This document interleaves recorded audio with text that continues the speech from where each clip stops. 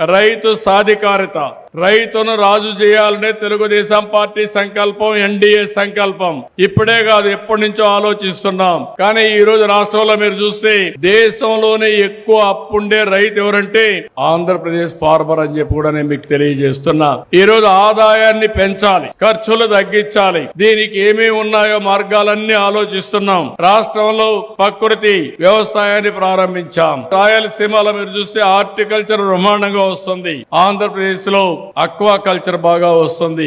Agency ప్రాంతంలో Araku coffee మొదలుకొని అనేకమైనటువంటి నేచురల్ ప్రొడ్యూస్ వచ్చే పరిస్థితి వస్తుంది. ఇవన్నీ గాని వాల్యూ అడిషన్ చేయగలిగితే రైతుకు మెరుగైన ఆదాయం వస్తుంది. ఇప్పుడే ఒక యువత కనపడి చెప్పాడు, 2017లో అమెరికా నుంచి బ్యాక్ వచ్చాడు. అతను ఇక్కడికి వచ్చి వ్యవసాయంలో ప్రవేశించి ఏదైతే ఈ హార్టికల్చర్ ఇవన్నీ అభివృద్ధి చేసి ట్రేసింగ్ కూడా అతను తయారు ఉత్పత్తి చేసే